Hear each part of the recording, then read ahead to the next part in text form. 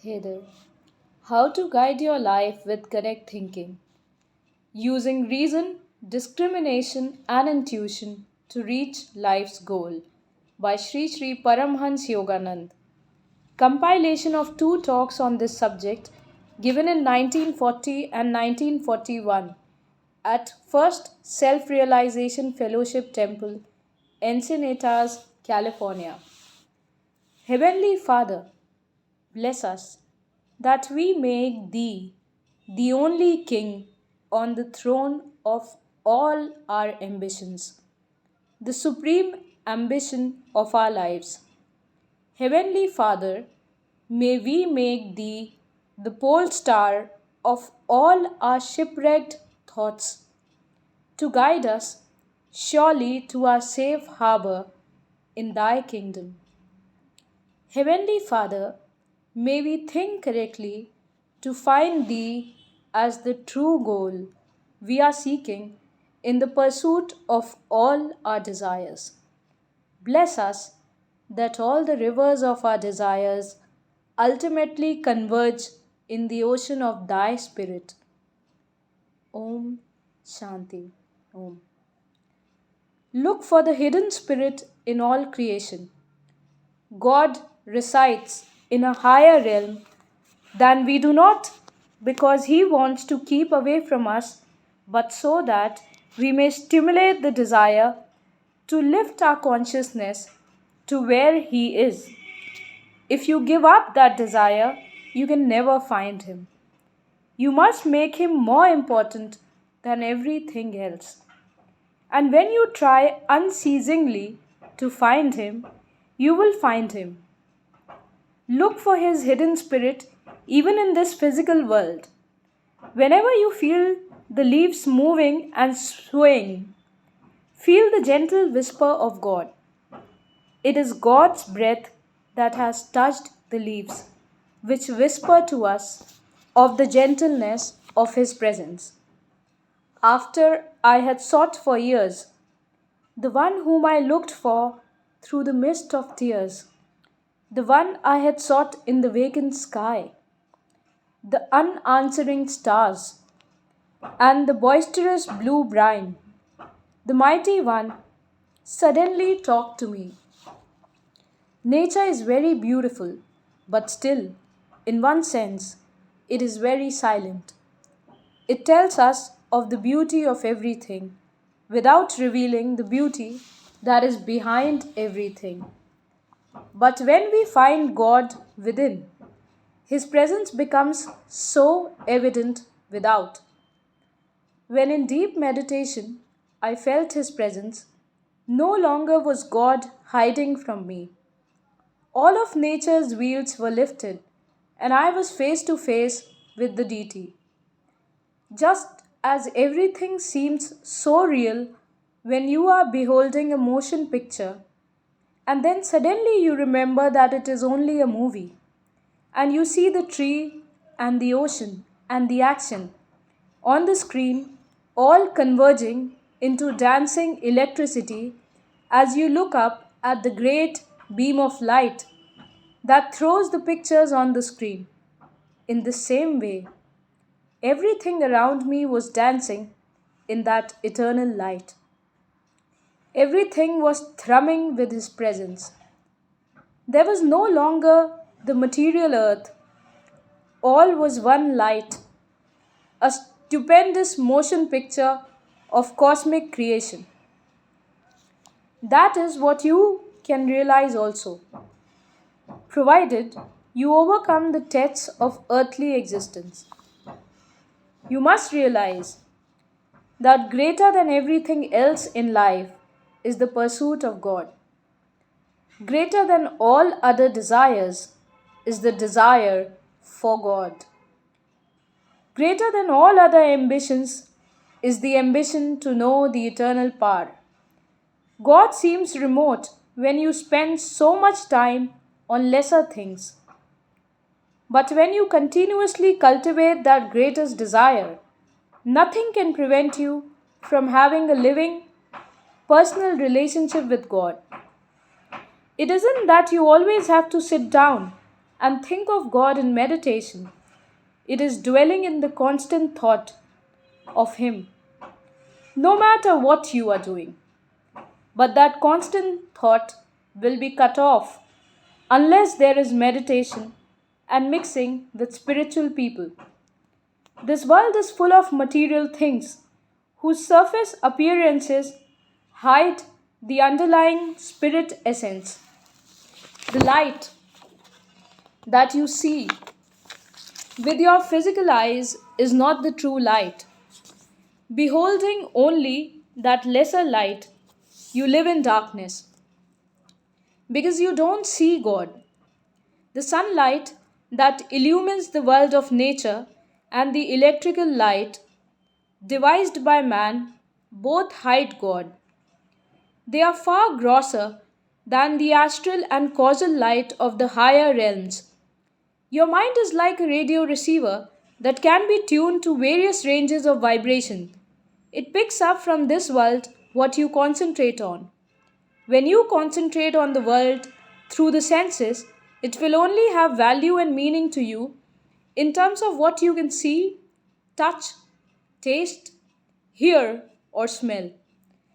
When you concentrate on business, the world will only have one value and use to you: the amount of success you can achieve. Concentrate on science, and only what science can prove in this world will have value to you. Only that is real to you on which you concentrate. In waking consciousness, our faculties of knowing are mostly concentrated, either actively or passively, on the body and the world. But as you read the many pages of the book of nature, when you try to find who is the author of that mystery novel, and what is the science behind all sciences, and what is the power behind all creative will and intelligence, you find God alone. Spirit is the ultimate reality, not else. When you connect with that power, all your desires become fulfilled. All your thirst for knowledge becomes quenched. All your hunger for truth becomes satisfied. Learn to distinguish between truth and fallacy. How to think correctly in order to find truth. That is today's subject. To many people it may seem a rather stale subject, but correct thinking is the cue to the right conduct of life. It is the door to all forms of success. Every individual should be interested in learning how to think correctly. This should be the theme of education. So many people go through life without learning to distinguish between the correctness of thought and the fallacy of thought. As a result, life looks to them like a deep, dark forest, and they easily become lost in confusion. They have no searchlight of correct thinking in hand. What is correct thinking? It is apprehending the truth about ourselves and about the world around us and its real character, and deciding correctly about the right course of action in any given situation.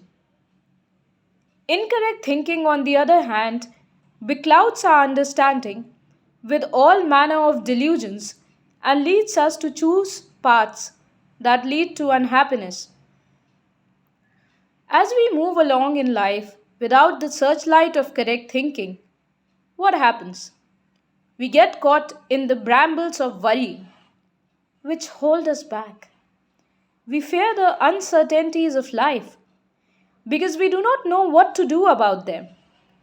The tigers of sickness and poverty that may be lurking in the darkness, the wolves of unscrupulous business competitors who try to take away what you have by unfair means, and so on. Many are the fears that pervade the mind and cloud your sense of direction as you travel in this dark forest of life without the searchlight of right thinking. But if you learn to think correctly, you will be able to find the way to your goal no matter how dark it is around you. In the dark jungle of life, there are many pitfalls. What are they? Your moods and bad habits. You get into them and you can't easily get out. Moods and bad habits are your greatest enemies. You are going along and suddenly a bad mood comes. You cannot then see things clearly and are apt to behave badly. You make yourself and others uncomfortable. The even minded person has no difficulty with anyone. The one who is angry is always going after everybody, always misunderstanding. When you are not even minded, you cannot think correctly. As I will explain to you, correct thinking, once you learn to use it, is the searchlight that leads you past pitfalls of habits and moods. You also meet snakes in the jungle of life. These are your unfulfilled desires. They are venomous. They are always striking you.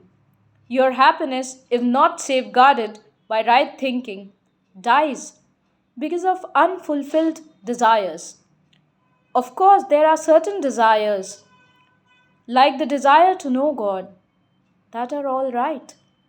Even as a child, the thought that the desire to know God should be the uppermost was very strong in my mind. As I grew, I realized everything else was impermanent. And when I observed the cruelties that life imposed on those deluded by this world, I felt a terrible sting of helplessness. That is why I dedicated my life to finding God. In His hands lies the solution to the intractable mysteries of life and death. You must pray to Him as I did. Father, you have created me, so you must take care of me. I want to be released from the darkness of your Maya delusion, and I want to show others the way to freedom as well. Most of humanity is traveling through the dark forest of life without the searchlight of right thinking. Here and there, we find people who carry a little flashlight of correct thinking to guide them. But for most, their batteries have weakened or completely burned out. But walking blindly through the dark, while merely hoping you are on the right track, won't get you where you want to be. Using reason and discrimination to advance consciously towards life's goal. So how are you going to develop correct thinking? By using reason, discrimination and intuition. What is the definition of reason? Reason means thinking connected, purposeful thoughts. Thoughts that are connected in a logical sequence and that lead to one objective or conclusion. Intelligent persons govern their lives by connected thought or reason and achieve their goals much quicker than the haphazard thinker. Now ask yourself this question: does everything you do have a reason? No. That is why your life is as it is. Why your progress and happiness are a matter of happenstance, conditional, on outer circumstances rather than on conscious self determination. Life has become a sort of zigzag walking along the path of life because you haven't guided yourself by reason. You know, there is a punishment for jaywalkers who are heedless of traffic laws when crossing a busy street, and likewise, those who won't follow the crosswalk or guidelines of reason are naturally punished by the laws of life. Learn to reason, learn to think more deeply about where you are going and the best way to get there. In your material life, you must take reason as your guiding light. Use your reason in selecting how you will use your time. Most people sleepwalk through life and wake up at the end to find that they have spent their lives in uselessness. Those who direct their lives methodically using their God given reason are blessed by God. And those who live a disorderly life have wasted their time completely. We'll continue in the next video.